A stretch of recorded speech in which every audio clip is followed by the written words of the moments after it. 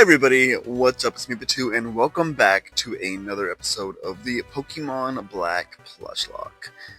Now, today we were able to defeat Clay, and it was actually pretty easy compared to like Elisa or some of the other gym leaders we've had to face. Very thankful about that. But we're gonna move on, and now it is time to leave Driftvale City. While we're trying to leave, of course, we are going to be met with Bianca once again. However, this time, unlike last episode, she wants to battle. And I will take this XP. Yes, give it all to me, give it all to me. Especially with Muppet in the front to fight Herdier. Perfect, perfect. Musharna, I'm a little bit scared about because I didn't actually grab my usual team. I actually kind of just kept the team that I had before we had finished fighting Clay. So the team that I fought Clay with was the ones that I brought. None of these guys can really handle Musharna, which is the scary part. For the most part, though, Carrollton was doing pretty well about fighting them. It's just a thing of Carrollton is still kind of a small little bug, so he's not going to be doing as much quite yet. At least not until he's evolved into Crustle, so that's going to be very helpful whenever he is. However, Pim was able to finish it off for us. And next up, we're actually going to have to deal with Servine. And Servine, again, should be pretty easy for the most part. Just a few bug bites, and we're able to get Pim. I really wish I had a Lee Danny plush, because Lee Danny would be kind of power right now if I had that on the team. We don't, so it's okay. However, Pim is going to be able to just keep on fighting a bunch of Bianca's Pokemon. He is able to keep his own against the majority of them, which I really am happy about. Yeah, like I said, I might have to look and see if I can find a Leavanny plush or something. I really need a Leavanny plush to add to my thing so that I can actually evolve my little Pim. Maybe I will, maybe I won't, I don't know yet. We'll find out, But we are able to beat Bianca and we get HMO2 Fly. I always wonder how the Pokemon trainers that we know, like, get these HMs so easily. Of course, if it was Clay or something that gave it to us, I wouldn't really care because it's just kind of a move that Clay would probably give to us in general. But the fact that, like, a character that we've known since little kids, and, like, how did they even get their hands on it? But it's whatever. After that, we are able to get over here into the Chargestone Cave. And with that, we meet up with N. He talks a little about the goat, Galvantula. And now we are done talking to him. However, we are able to move on and try to look for a few encounters that we actually have over here. Ferroseed not being one of them. However, this little guy is, everybody, you already know that Joltik is one of my favorite Pokemon. He has become my favorite Pokemon as of late, which I really am happy about because he is so adorable. You guys already know I have a plushie of him. He always sits on my shoulder, and I am super happy to add him to my team. And then whenever the actual ending video gets up, you'll actually see exactly what it looks like in the beginning and the ending intro, similar to how I did the Crystal movie. So that's going to be really awesome. However, it is time to battle N once again, and he is going to have his Chargestone Cave team. And now we are able to battle. However, I don't know how well Jax is really going to do against Boldore. He has Arm Thrust, but I don't believe Arm Thrust is going to be enough to really kill. So the next best thing we can do is just kind of go into Sock and then just keep on punching our little rocks. We are basically like in Minecraft. We're mining right now. Oh, my boy Joltik. N has his own Joltik, which, fun fact, I actually have N's Joltik from Journeys Together, I believe. The card, I have it in my phone case. I usually have P, the Poochyena, or Rockruff, or whatever it may be. But right now, I just decided to switch it out with N's Joltik, and it is very cute. But even though he wasn't able to defeat Boldore, we are at least able to get some more out of our boy Jax. Jax is going to just keep on flame charging everybody. His speed is going to go crazy by the end of this battle.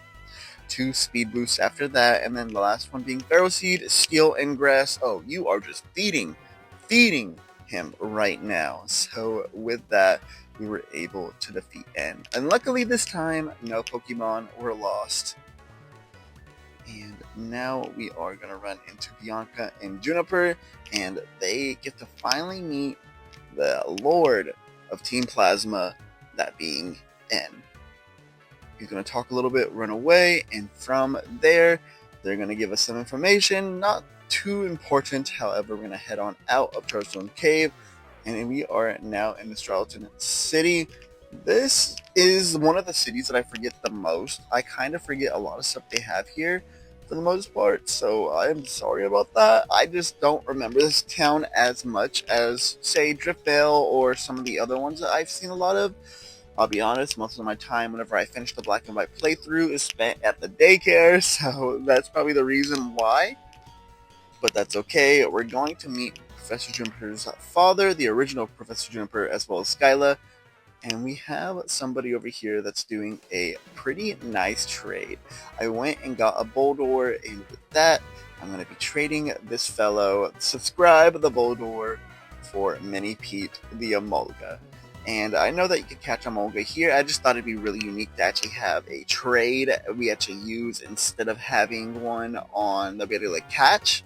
It's either or for the most part. I just didn't want to deal with having to find Autonos and doing all that mess. But it's okay.